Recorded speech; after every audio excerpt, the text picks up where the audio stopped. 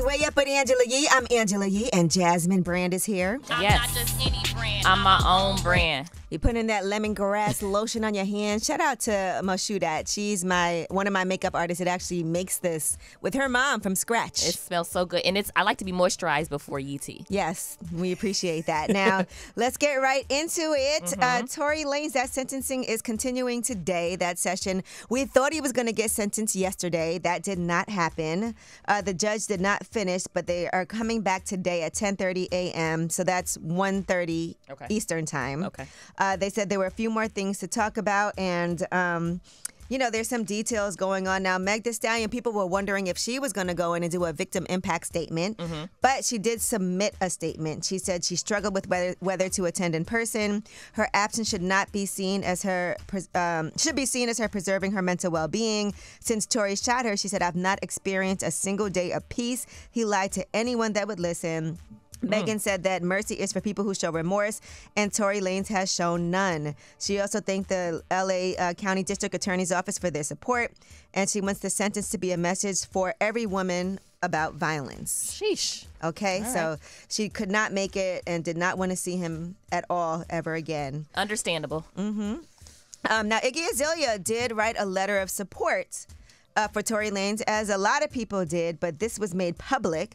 And so she went on social media because people definitely had her trending yesterday. A lot of backlash. Yep. She said, "I've not been in touch with Tory for months. I have no reason to be, but I do wish him well. I don't support anyone.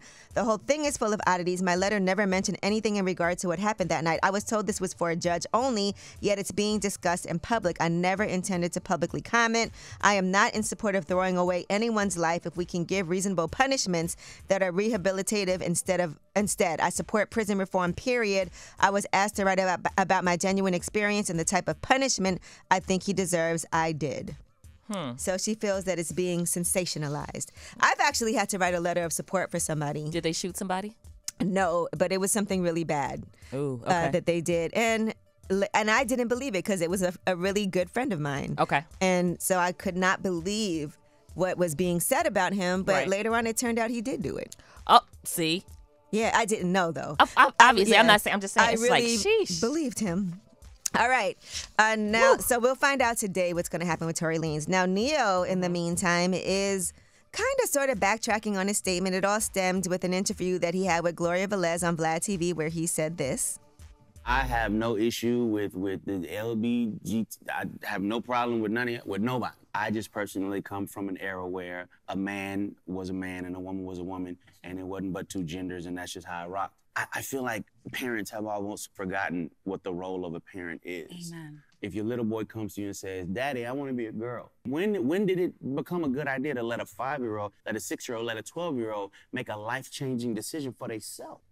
All right. Well, after that, he got a lot of backlash, and he posted, "After much reflection, I'd like to express my deepest apologies to anyone that I might have hurt with my comments on parenting and gender identity.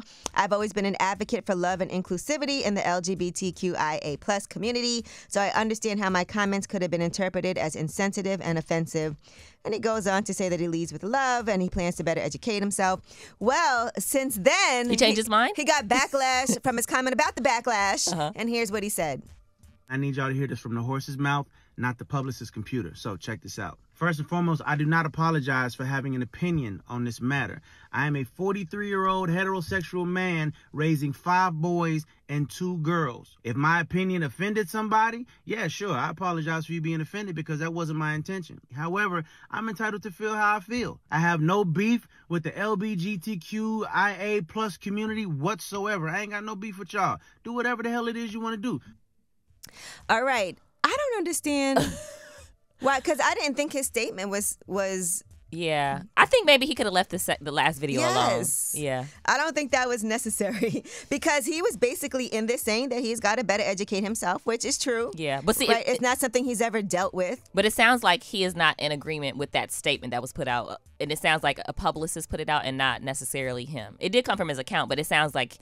But I kind of feel like what he just said is kind of the same thing that this statement said.